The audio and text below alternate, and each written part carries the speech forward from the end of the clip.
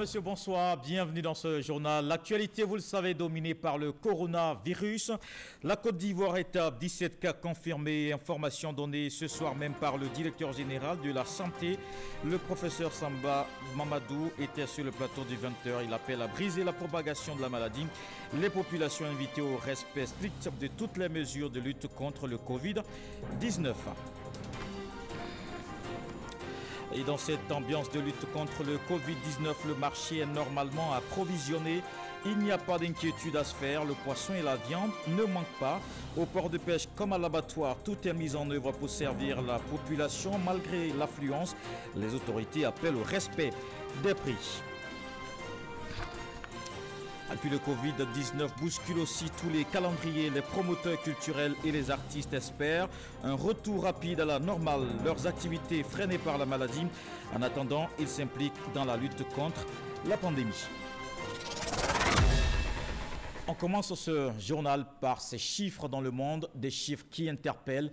271 364 cas confirmés, plus de 11 252 morts, plus de 164 pays touchés dans le monde.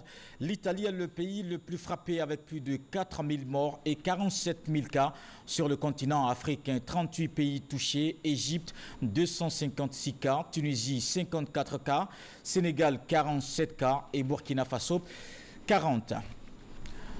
En Côte d'Ivoire, 17 cas confirmés, dont un guéri. Face à un tel constat, il faut continuer la sensibilisation et surtout respecter les mesures de lutte contre le Covid-19. C'est le message que passent les autorités sanitaires pour contenir la maladie dans le pays. Le directeur général de la santé était l'invité du journal de 20h ce soir. Professeur Mamadou Samba a fait le point de la situation. Je vous propose de l'écouter. Nous sommes dans une phase d'épidémie. Les cas vont apparaître de plus en plus. Pour cela, le gouvernement a donné des mesures que nous devons respecter. Plus nous les respectons, plus nous avons moins de risque d'avoir des cas. C'est pour cela que des cas vont apparaître au fur et à mesure que le temps se passe. En Côte d'Ivoire, nous avons la mauvaise habitude de ne pas respecter les mesures, de prendre souvent les choses à la légère. Le Covid est une maladie grave, mortelle. Donc nous devons, respecter les mesures strictes énoncées par le gouvernement lors du Conseil national de sécurité. Il s'agit de ne pas se serrer les mains, il s'agit de se laver les mains régulièrement, utiliser le gel hydroalcoolique, tousser dans le pli du coude, éviter les embrassades, les accolades. Je voudrais aussi rappeler que le pays a pris la mesure de fermeture des écoles. Je voudrais rappeler aux parents d'élèves que les enfants ne sont pas en vacances. C'est une mesure sanitaire. C'est pour éviter la multiplication de contacts que le pays a pris cette décision. Donc il faudrait que nous respectons ces mesures-là et faire en sorte que nos enfants sortent moins, que nous-mêmes nous déplaçons moins également. Avant d'arriver aux mesures de confinement, il faut qu'on comprenne. Si nous respectons les règles que je viens de dicter, l'épidémie ne prendra pas d'ampleur en Côte d'Ivoire. Mais si, par notre incivisme, par notre irresponsabilité, nous ne respectons pas les mesures, cela va forcément progresser. Et le gouvernement va se réunir et prendre de nouvelles mesures de sorte à contrôler l'épidémie. Le rôle du gouvernement de Côte d'Ivoire, c'est de faire en sorte que l'épidémie ne se répande pas. Mais pour cela, le gouvernement a édicté les premières mesures lors du Conseil national de sécurité qui, si nous le mettons en application réellement, que nous respectons de manière stricte ces mesures, là, l'épidémie peut être contrôlée. Alors donc je rappelle, nous sommes à l'heure d'aujourd'hui à 17 cas de contamination en Côte d'Ivoire.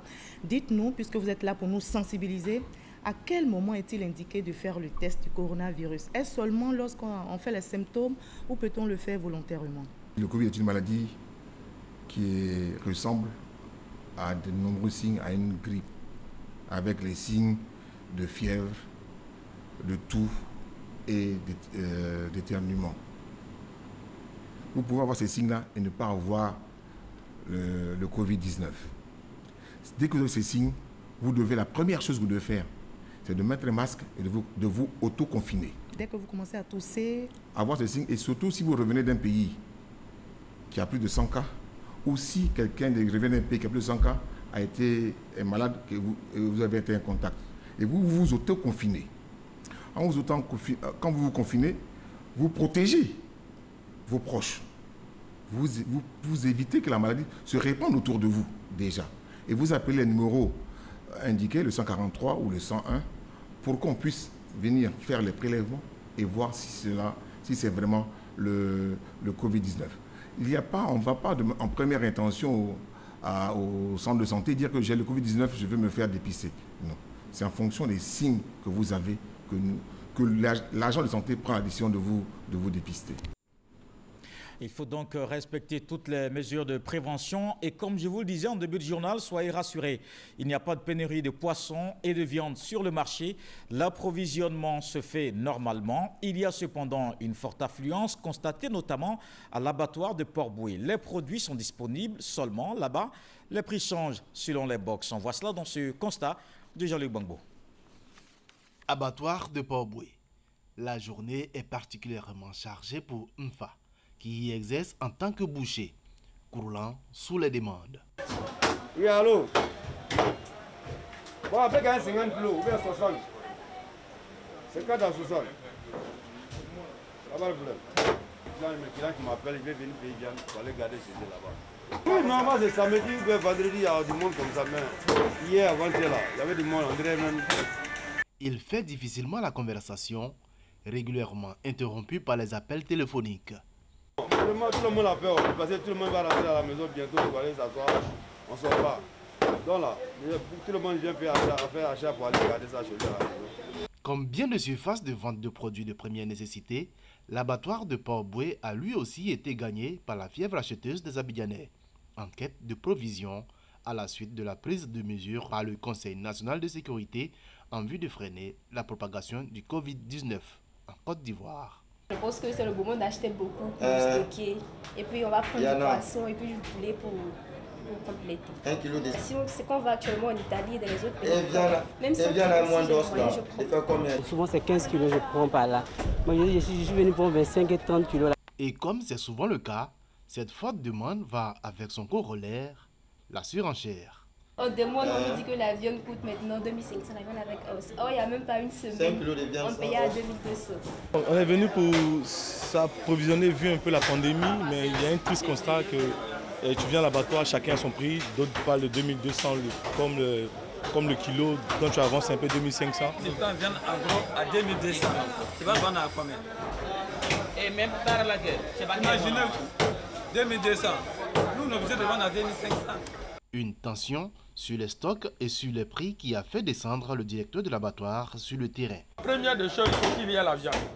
S'il y a la viande, ça veut dire que la population va avoir de la viande. Ça, c'est la première des choses. Maintenant, il ne faut pas profiter de la situation pour donner un prix où les gens ne peuvent pas acheter. Pour le moment, l'approvisionnement se fait de façon normale. Ce qu'on a constaté, c'est que quelqu'un qui venait prendre 10-15 kilos pour la semaine ou 2 semaines, ces gens-là viennent prendre aujourd'hui 50-60 kilos. Ce qui fait que vraiment la demande a fortement augmenté. Et les commerçants qui sont ici, ils ont l'habitude de vendre le jour parce que nous abattons tous les jours. Ils n'ont pas cette habitude pour dire qu'on va anticiper pour faire un approvisionnement parce que les gens vont venir plus, non, ils abattent. À partir du moment où la demande est devenue supérieure à l'offre, ça a entraîné des spéculations qu'il faut qu'on essaie de maîtriser le plus rapidement possible. Ce sont entre 450 et 800 bœufs qui sont abattus ici par jour en période normale pour approvisionner le marché abidjanais. Une quantité qui a quasiment doublé ces 2 derniers jours. Provision de viande, mais également de poissons, même si ici, le marché reste plus calme. On vit une situation normale. Il y a beaucoup de poissons, il y a beaucoup de gens. Les gens achètent à un rythme très normal. Il n'y a pas plus d'influence. Il y a même plus d'offres que la demande. Du poisson disponible, mais surtout des prix qui n'ont pas varié. Vous avez du thon, vous avez du chinchard, vous avez du maquereau, vous avez de la sardine, vous avez du mulet, vous avez toutes les variétés de poissons que les gens demandent tous les jours. Nous avons tous les stocks ici, on n'a pas de problème pour ça. Le prix de poisson n'a pas augmenté sur le marché, le prix de poisson il est en train de baisser tous les jours. Face à une population qui a besoin d'être rassurée, les acteurs de la viande et du poisson sont donc formels. Pas de raison de paniquer ni d'augmenter les prix. Cela ne saurait se justifier au vu du stock disponible. Et justement, depuis l'annonce des mesures prises par le Conseil national de sécurité dans le cadre de la lutte contre la propagation de la maladie liée au coronavirus Covid-19, il est constaté une augmentation anarchique des prix des denrées alimentaires, notamment de la viande sur le marché. Le ministre du Commerce et de l'Industrie et le ministre des Ressources animales et halieutiques rappellent aux acteurs de la filière bétail-viande qu'aucune pénurie n'ayant été constatée dans l'approvisionnement des marchés en viande, ces augmentations ne sont pas justifiées.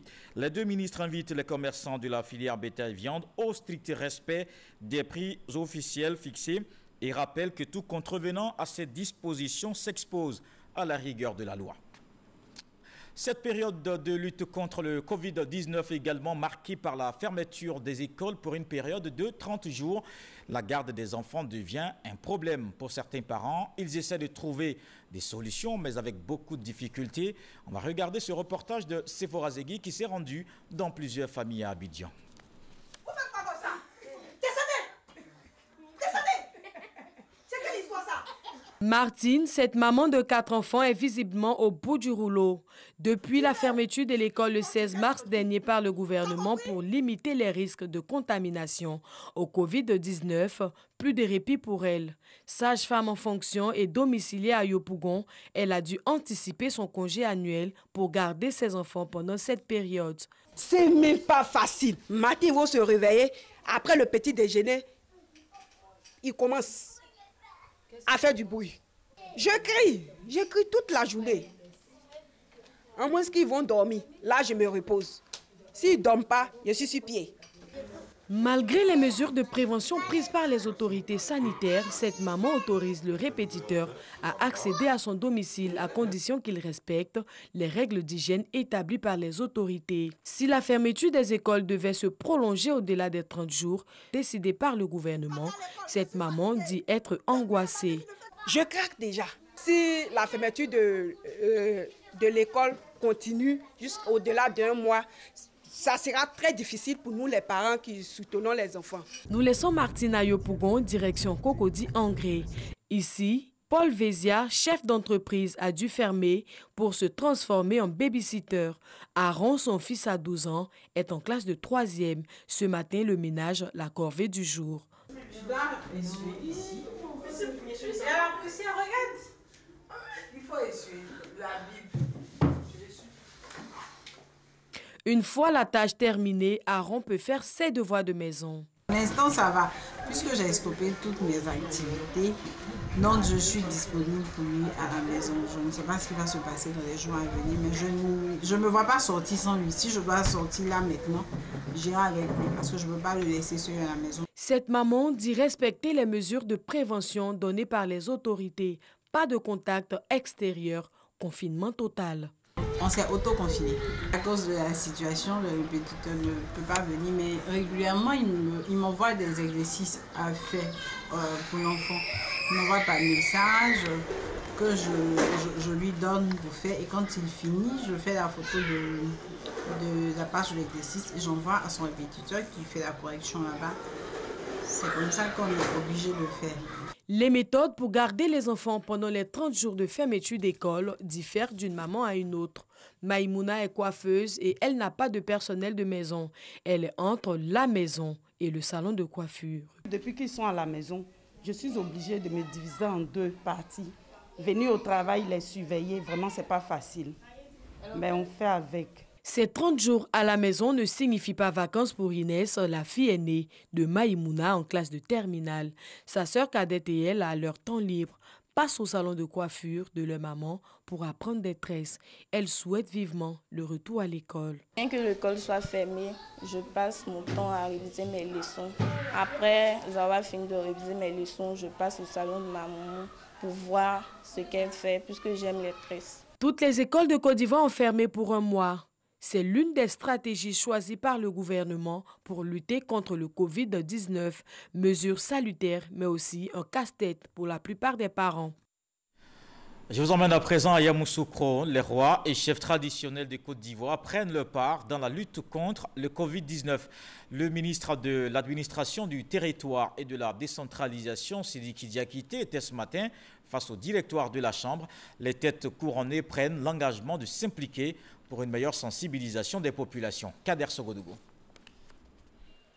Lavage des mains, prise de température. La Chambre nationale des rois et chefs traditionnels applique effectivement les mesures de lutte contre le coronavirus ou Covid-19. Justement, le ministre de l'Administration du Territoire et de la Décentralisation est au siège de la CNRCT à Yamoussoukro. Il est porteur d'un message du chef de l'État dans le cadre de la lutte contre le coronavirus. Ce sont les chefs traditionnels qui réunissent les communautés pour faire de la conciliation. Et aujourd'hui, la nation ivoirienne a besoin de vous. Elle a besoin de vos mots de sensibilisation. Elle a besoin de vos mots d'information à l'endroit des populations, jusque dans les hameaux les plus reculés. C'est pour cela que le président de la République a tenu à ce que nous prenions ce rendez-vous avec vous pour venir vous traduire son message et vous dire aussi qu'il compte sur vous pour que les mesures qui ont été prises par le gouvernement, qui sont des mesures faites pour protéger les populations, soient scrupuleusement appliquées. Dans la salle, l'engagement de nos garants de la tradition est certain. Des échanges interactifs, des interrogations, tout y passe pour une meilleure compréhension afin de réussir la mission. Nous, chez nous, on a déjà anticipé les mesures du gouvernement. Lorsque le Conseil de sécurité s'est réuni, systématiquement, nous avons réuni les notables et nous leur avons porté le message. Chez nous, en pays à Caen, lorsque le roi dit, et je passe le contrôle de Sa Majesté, que tel jour, on ne fait pas telle chose, c'est plus que le roi. Les rois et chefs traditionnels feront face au Covid-19. Nous prenons l'assurance à ce récent du chef de la République que nous avons bien pris conscience. Nous allons donc jouer aussi notre partition. Cette rencontre avec les rois et chefs traditionnels vient après celle faite avec les religieux. La lutte contre le coronavirus est l'affaire de tous. Justement, on va rester à l'intérieur du pays où les chefs de village s'y mettent déjà. Les mesures de prévention, de lutte contre le Covid-19 sont respectées. Les autorités administratives des élus locaux sensibilisent les populations. Soro Corona a fait le tour de plusieurs localités, de Kwasi-Kwasi-Kro à Botro, en passant par Diabo. Voici son reportage. Cour cantonal de Diabo. Nana Baté Thomas sacrifie au lavage systématique des mains. Une disposition particulière pour cette rencontre entre le chef de canton et une dizaine de chefs de village. Il y a eu une rencontre avec les chefs de village en deux vagues. Puisque ici, nous avons 66 villages et quartiers. Et il y a des scindés en deux pour leur expliquer le bien fondé des mesures du gouvernement. Les têtes couronnées ont décidé de s'impliquer dans le respect des mesures gouvernementales dans les villages. On suit correctement ce que l'État, le gouvernement a dit et on fait appel et on suit ça là-bas. Avant d'arriver même au village, le gel, j'ai mis ça devant là, donc pour rentrer chez moi là, pour les lavage des mains, tout ça là.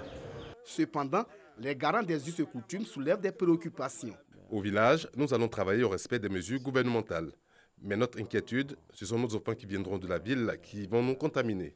Est-ce que les centres de santé ruraux peuvent nous prendre en charge? À Botro, l'accent est mis sur l'interdiction de la consommation de la viande de brousse et l'organisation des funérailles. Les eaux et forêts ont été instruits de passer de village en village et faire la sensibilisation. J'ai dû demander au commissaire d'intervenir dans une séance de funérailles et de disperser ceux qui étaient là. À Télébaudan, Oka Djekounan est rentré au village pour sensibiliser ses parents sur les dangers du coronavirus. Puisque nous sommes ici en zone rurale, il faut venir vers les parents puisque le gouvernement a donné des instructions à tout responsable d'aller là où besoin se fait sentir, de sensibiliser la population pour ne pas que cette maladie-là nous surprenne. À Kwasi-Kwasi-Kro, la radio locale est mise à contribution pour la divulgation des mesures de prévention du Covid-19. Le message du préfet, le message du DD soit diffusé en boucle pour que toute la population soit sensibilisée. Parce que, comme c'est une maladie extrêmement contagieuse, nous sommes en zone rurale, les dispositions réglementaires doivent être prises pour que les parents soient fortement sensibilisés. Pour éviter toute propagation du virus en milieu rural, les autorités appellent au strict respect des dispositions gouvernementales. J'insiste encore ce matin pour lancer un appel à la population d'observer scrupuleusement, de manière rigoureuse, les mesures gouvernementales de lutte contre cette pandémie. De Kwasi-Kwasi-Koro à Botrou, en passant par Diabo, au village comme en ville, les autorités administratives, coutumières et les élus locaux travaillent à la sensibilisation des populations.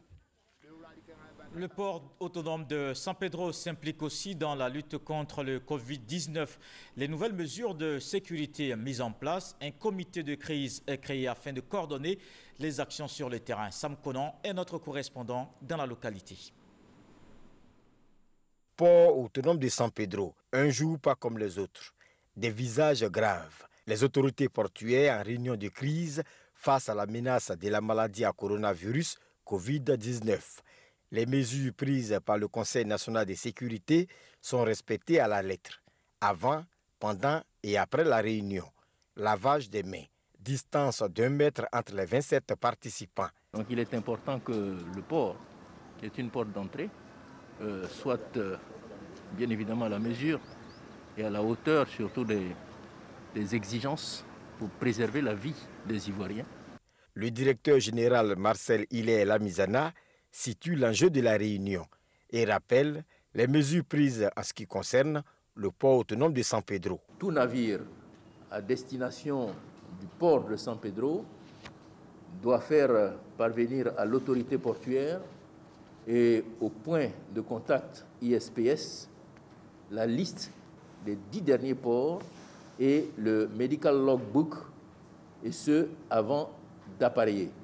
Tout navire en provenance d'une zone ayant plus de 100 cas confirmés de maladie à coronavirus doit faire l'objet d'une inspection sanitaire en rade. Pour les navires en provenance des zones contaminées, interdiction aux équipages en provenance des zones contaminées de descendre du navire, sauf cas de force majeure dûment constaté par le commandant de port. Un comité de crise présidé par le colonel Fadiga Ali, commandant du port, a été mis en place. Le directeur général du port, qui voulait se faire une idée des nouvelles dispositions, s'est rendu sur la plateforme portuaire. Ici, tout est respecté. Même les navires au quai sont à une distance entre eux. Justement, à San Pedro, les plages habituellement bondées de monde sont restées vides ce samedi. Les populations respectent les mesures du gouvernement. Pas plus de 50 personnes dans les rassemblements. Elles ont d'ailleurs préféré rester chez elles malgré la forte chaleur. Les agents de la police maritime continuent la sensibilisation des propriétaires d'espaces sur les différents espaces à la plage. Ici à Abidjan, c'est le même constat, des plages vides par endroits, mais les affaires maritimes sont sur les côtes pour veiller au respect des mesures du gouvernement. Des personnes priées de quitter les lieux. Jean-Marc Diadi a fait le constat dans les cités balnéaires de Port-Boué et Grand-Bassam. Commune de Port-Boué, il est 11 h. Avec un ciel bien ensoleillé dans l'ensemble et une température chaude de 31 degrés Celsius, cette plage bien fréquentée à 16 h est vide. Des espaces censés accueillir les baigneurs sont l'ombre d'eux-mêmes. La raison, l'interdiction de rassemblement de plus de 50 personnes, d'excursions et de baignades par le gouvernement. Des mesures de prévention contre la maladie à coronavirus validées par les cités balnéaires. Cap sur Grand-Bassam. Sur cette plage bien connue, des passionnés de baignade sont déterminés à appliquer la mesure du gouvernement. Je crois que je vais arrêter de nager puisque je le sais déjà. Je vais juste me mettre à côté et puis bon, observer juste la plage quoi. Mais Jean-Yves, athlète de son état, peine encore à respecter l'interdiction d'accès aux plages. Où je m'entraîne actuellement est interdit d'accès. J'essaie de m'entraîner. Je suis venu aujourd'hui. La police, je ne savais pas que l'État a pris des décrets interdisant les plages. La police est venue aujourd'hui nous dire que c'est interdit. Donc bon, il a cherché à me rincer puis rentrer à la maison. Le suivi de l'application de cette disposition est l'affaire du détachement des affaires maritimes. Le colonel Lucien Kwasi et son équipe veillent au grain et ne tardent pas souvent à remonter les bretelles des contrevenants sur les sites balnéaires. Respectez les 1 mètre de distance, s'il vous plaît. Bonjour monsieur, bonjour madame. Bonjour. Alors nous sommes là, effectivement, parce que le gouvernement a pris un certain nombre de mesures. Il est interdit aux personnes de fréquenter les plages. Je vous en prie. Comme vous constatez, nos agents sont sur le terrain pour faire appliquer les mesures parce qu'une chose, c'est de prendre ces mesures, l'autre chose, c'est de les faire appliquer effectivement. Nos agents sont sur le terrain, ils seront là 24 heures sur 24 pour faire respecter ces mesures et il n'y aura pas de fréquentation sur les plages en groupe pendant toute la période qui a été indiquée. Le Conseil national de sécurité CNS invite les populations à respecter les 13 mesures de restriction pour la prévention contre la maladie à coronavirus Covid-19. Et voici un message du ministère des Transports. Il nous revient que des personnes arrivées en Côte d'Ivoire par des vols internationaux ces derniers jours soumises à un autoconfinement à leur domicile à Abidjan pendant une période de 14 jours en vue de réduire les risques de propagation de la maladie à coronavirus Covid-19 tenteraient de se rendre à l'intérieur du pays par des vols domestiques. Le ministre des Transports, en liaison avec le ministre en charge de la Santé, rappelle que ces faits sont graves et sont passibles de sanctions. Il invite instamment les personnes concernées à respecter les mesures prises par le Conseil national de sécurité en restant dans les lieux respectifs de confinement pendant 14 jours requis. En tout état de cause, des dispositions sont prises aussi bien par la compagnie nationale que par les services aéroportuaires pour empêcher tous ceux qui sont astreints au confinement d'utiliser les vols domestiques. À Bouaké, dans le centre du pays, les guides religieux respectent les mesures de lutte contre le Covid-19. Les lieux de culte sont fermés, une mesure bien appliquée. Le reportage de Boubacar Silla sur au Corona. Il est 12h30. Nous sommes à quelques minutes de la grande prière du vendredi. Les portes de la grande mosquée de Bouaké sont fermées. Même constat à la mosquée quartier Zone. L'esplanade du centre commercial du quartier Commerce ne connaît pas son ambiance des grands jours de prière. Pour ce premier vendredi, après la décision de la fermeture des mosquées par le gouvernement, la prière de Djouma n'a pas eu lieu. À Bouaké, responsables religieux et fidèles musulmans disent s'adapter à la mesure gouvernementale, le temps de circonscrire la pandémie du coronavirus. La grande mosquée sunnite est fermée.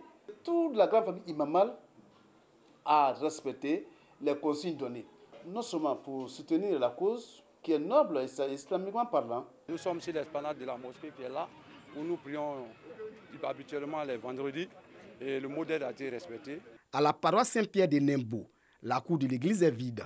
Pas de chemin de croix. La conférence des évêques catholiques de Côte d'Ivoire est également engagée à accompagner le gouvernement dans la lutte contre le Covid-19. Comme les rassemblements sont interdits et vous savez que le chemin de croix draine beaucoup de personnes. Et aujourd'hui, vous voyez, c'est très calme ici. Le chemin de croix a été interdit sur la paroisse. Donc la prière est individuelle ou familiale parce qu'il faut soutenir les chercheurs qui s'attellent à trouver un médicament. Les responsables des églises évangéliques invitent les fidèles à participer à l'effort collectif. Nous avons instruit tous les pasteurs à se conformer à cette décision de l'État de respecter le quorum des 50 personnes. Se laver fréquemment les mains avec de l'eau et du savon ou l'utilisation de gel hydroalcoolique. Se couvrir la bouche ou le nez avec un mouchoir pour tousser et éternuer. Autant de mesures prises par le gouvernement pour freiner la propagation du Covid-19 en Côte d'Ivoire. Un coup d'arrêt sur le monde de la culture également impacté par le Covid-19 comme tous les autres secteurs. Toutes les activités culturelles à l'arrêt, les spectacles annulés ou reportés. Les acteurs culturels ne chôment pas. Ils s'impliquent aussi dans la lutte. Mais vous allez le voir dans ce reportage d'Issa Tionayo. Ils espèrent un retour rapide à la normale. Depuis lundi, le gouvernement ivoirien a pris des mesures restrictives pour éviter tout rassemblement de plus de 50 personnes à cause de la pandémie du coronavirus. Des mesures qui ne sont pas sans conséquences. Plusieurs activités culturelles sont annulées ou reportées. C'est le cas du FEMUA, Festival de musiques urbaines d'Anoumambo, qui était prévu du 14 au 19 avril prochain. Ce mardi, le lendemain des mesures gouvernementales, à Salfo, commissaire général du FEMUA est en séance de travail avec son équipe au siège de la Fondation Magic System aux 2 plateaux. L'organisation de ce grand rassemblement musical panafricain ayant pour pays invité d'honneur le Sénégal était dans sa dernière phase de préparation. Le plus difficile, c'était de prendre la décision, mais elle ne s'est pas faite sans la consultation de toutes les parties prenantes. Maintenant, nous allons réfléchir à une nouvelle date, une date consensuelle. Tout comme à Salfo, les organisateurs du Conseil des Petits Denis, El Capo, se sont vus dans l'obligation de reporter l'événement. Le retour de l'artiste Zouglou ne sera donc pas pour maintenant. L'une des mesures phares, c'est l'interdiction des spectacles et l'interdiction des grands rassemblements. Donc du coup, notre structure va subir ce qu'on appelle un report de l'activité. Chico Lacoste est un opérateur culturel. Il est organisateur d'un festival qui devrait se tenir à la fin de ce mois de mars à Boaké. À cause de la crise sanitaire mondiale, il a reporté l'événement, non sans un pincement au cœur. Des festivaliers qui étaient prêts à venir des 4 coins du monde. Mais vu que les pays desquels ces gens devaient venir sont touchés, donc on a préféré reporter ce festival, que tout se passe bien, qu'on puisse circonscrire ce mal-là. Nabi Dosso, chanteuse tradimoderne, a tout simplement reporté la dédicace de sa nouvelle œuvre musicale. Ce n'est pas Nabi Dosso seulement qui est concerné, c'est le monde entier, c'est toute la Côte d'Ivoire. Donc je crois qu'il faut respecter les consignes qui sont données. Les boîtes de nuit n'échappent pas aux mesures de restriction. Ici, à Angré 7e tranche, ce bar est hermétiquement fermé pour respecter les consignes du gouvernement. À une heure pareille, déjà, les clients sont déjà là, assis en train de prendre un pot, avec des amis, causer. Mais là, nous avons pris les mesures, comme vous-même vous le savez déjà, pour la maladie, là, donc c'est fermé. Le 7e art ivoirien est également touché de plein fouet par la crise du coronavirus. Depuis 2 ans, les salles de cinéma connaissent un boom. Mais aujourd'hui, les propriétaires sont obligés de se conformer aux mesures prises pour protéger des vies. En amont, nous avions déjà, dès que la crise a commencé à toucher l'Europe, étant donné que nous avons une forte communauté internationale qui fréquente aussi nos salles, nous avons tout de suite mis en place le dispositif sanitaire, donc les gels-mains à l'entrée de nos salles, les consignes qui doivent être appliquées, donc le lavage des mains, toutes les consignes ont été épinglées sur nos devantures pour justement informer tous les cinéphiles. Les opérateurs culturels ne chôment pas pour autant. Ils multiplient les séances de travail pour une reprise des activités dès que le coronavirus disparaît. On prie Dieu que les choses n'ont qu'à bien aller parce que sinon ça va nous arranger. Voilà, c'est de ça que nous on vit. On veut le faire cette année 2020, donc on met ça en prière, on demande à tout le monde de prier pour que cette crise n'excède pas 1 mois. Les opérateurs culturels sont unanimes. La crise sanitaire du coronavirus leur fait perdre d'énormes chiffres d'affaires. Toutefois, ils sont prêts à accompagner le gouvernement pour sauver des vies. Voilà qui met un terme à ce journal. Merci de l'avoir suivi. Je vous retrouve demain avec beaucoup de plaisir. Mais faites des mesures de prévention un réflexe au quotidien. Prenez soin de vous. Bonsoir.